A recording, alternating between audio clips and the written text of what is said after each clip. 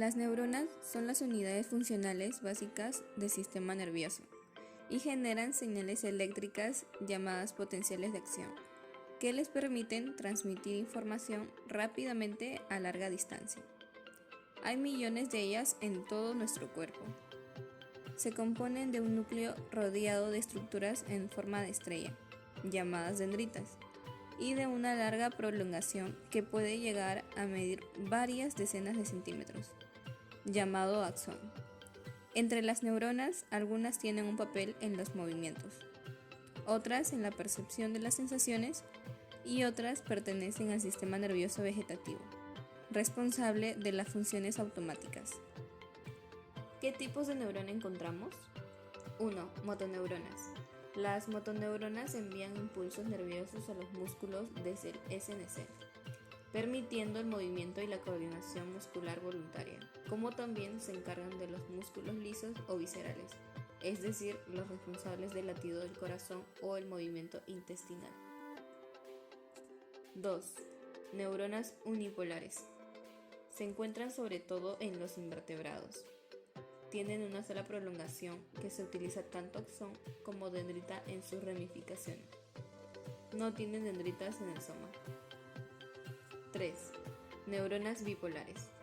Son sobre todo neuronas sensoriales. Parecen tener dos axones opuestos, pero una de las prolongaciones es la dendrita, preparada para recibir mucha información sensorial. 4. Neuronas sensoriales. Las neuronas sensoriales envían información de todos los órganos sensoriales al SNC para ser procesados. Se envían los 5 sentidos perceptivos tradicionales: vista, oído, tacto, olfato y gusto, y los sentidos somáticos: termorrecepción, nociocepción, propiocepción y equilibriocepción. 5. Interneuronas. Este tipo de neuronas conectan exclusivamente con otras neuronas, creando extensas redes neurológicas para procesos mentales complejos como el pensamiento. La mayor parte de estas neuronas se encuentran en el SNC, pero también existen más allá del cerebro. En el sistema nervioso periférico, las neuronas encargadas de los movimientos de acto reflejo son interneuronas, pues requieren de una respuesta rápida. 6. Neuronas pseudounipolares. A primera vista parecen unipolares por tener solo un axón. Si se miran de cerca, se puede observar que la prolongación tiene de hecho dos puntas, una recibiendo información y la otra enviándola, como si fuera un tubo. Están muy involucradas en el sentido del tacto y el dolor. 7. Neuronas multipolares. Son las más abundantes. Presentan dendritas en el soma y un axón. Se pueden separar en dos grupos dependiendo de la longitud del axón. Funciones básicas de una neurona. 1. Recibir señales o información. 2.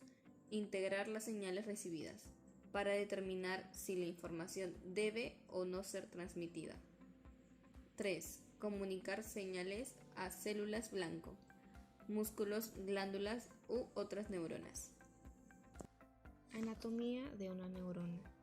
El soma o cuerpo celular es el que mantiene el núcleo con la información genética, genera energía a la neurona y tiene proteínas del retículo endoplasmático. Las dendritas son las que reciben impulsos de otras neuronas y las envían hasta el soma.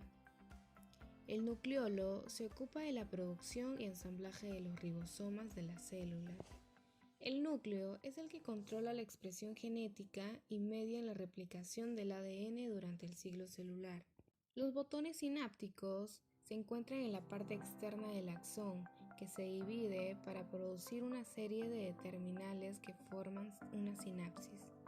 El axón es el que lleva un impulso a una sola dirección y ese mismo impulso es transmitido de un espacio a otro. En el nódulo de Ramberg son las interrupciones que ocurren en intervalos regulares a lo largo de la longitud del axón, en la vaina de mielina que lo envuelve. La mielina es el que permite que los impulsos eléctricos se transmitan de manera rápida y eficiente a lo largo de las neuronas. Y por último, el terminal axónico Es el que libera sustancias transmisoras en una brecha llamada hendidura sináptica. Es el que libera el impulso eléctrico. ¿Qué es la sinapsis? La sinapsis es el espacio entre el extremo de una neurona y otra célula. Se trata de un mecanismo de comunicación que se produce entre dos o más neuronas con el fin de transmitir un impulso nervioso para coordinar cualquier función de nuestro organismo. ¿Pero cómo funcionan? Bueno, las neuronas contienen unos sacos llamados vesículas sinápticas que pueden ser grandes o pequeñas. Todos los botones terminales poseen vesículas pequeñas que llevan en su interior moléculas de neurotransmisores. Cuando se envía un potencial de acción a lo largo del axón, se produce una despolarización de la célula presináptica. Como consecuencia, se abren los canales de calcio en la neurona permitiendo que entren iones de calcio. Ahora veremos sus principales componentes. Están compuestos por tres. Entre ellos encontramos partes de ambas neuronas en la interrelación. Primero, la neurona presináptica. Esta parte hace referencia a la neurona que envía la información hacia otra. Esta acción suele llevarse a cabo a través de la emisión de neurotransmisores por parte de las vesículas sinápticas de los botones terminales del final del axón, que a su vez serán recibidos por la membrana de la célula postsináptica. El segundo es el espacio sináptico, o también conocido como hendidura sináptica. Es el espacio existente entre dos neuronas, generalmente de entre 20 a 40 nanómetros. Se trata del espacio en que se produce en sí la transmisión de la información entre neuronas. Y por último tenemos a la neurona postsináptica. Se trata de la parte receptora en relación entre neuronas. Más que la neurona en sí, se hace referencia a la parte de esta que recibe información proveniente de la neurona presináptica. Tipos de sinapsis según lo que se transmita. Existen dos, la sinapsis química y la sinapsis eléctrica. En la sinapsis química se transmite de forma química a través del envío por parte de la neurona presináptica de diferentes neurotransmisores que la neurona postsináptica capta mediante diferentes receptores. Y en la sinapsis eléctrica se transmite directamente a nivel eléctrico al fluir directamente los iones en el componente pre- y postsináptico. No tienen versatilidad ya que su actuación no permite que una neurona inhiba la acción de otra.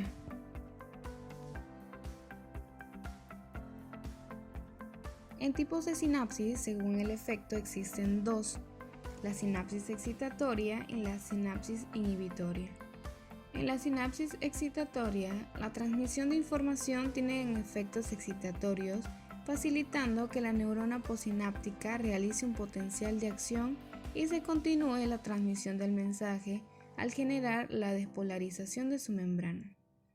En la sinapsis inhibitoria, la actuación de este tipo de sinapsis dificulta la aparición de un potencial de acción de hiperpolarizar la célula postsináptica. Se hace más difícil que la información se transmita a través de la neurona postsináptica hacia otras conectadas con ella.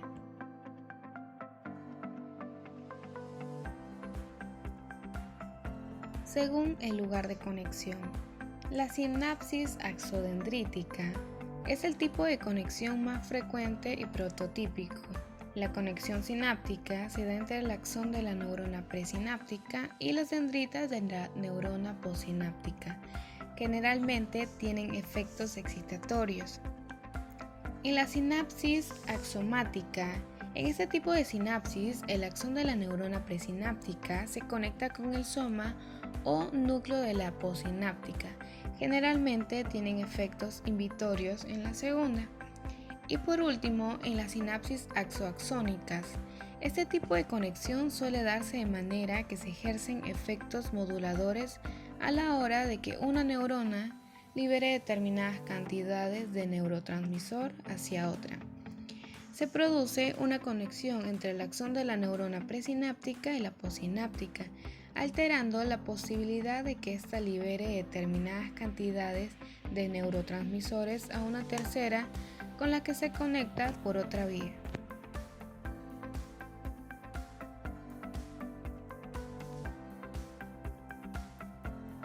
Finalización de la sinapsis. Los potenciales postsinápticos normalmente son muy breves y finalizan a través de mecanismos especiales. Uno de ellos es la inactivación de la acetilcolina por una enzima llamada acetilcolinesterasa. Las moléculas del neurotransmisor se eliminan del espacio sináptico, reabsorbiéndose por transportadores que están en la membrana presináptica.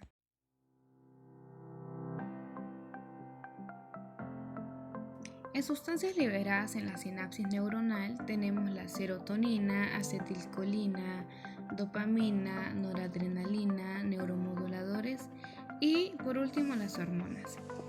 Bueno, espero que les haya gustado este video. No se olviden de activar la campanita de notificación, darle like y compartir para que muchas más personas puedan informarse sobre este tema. Hasta un próximo video. Bye.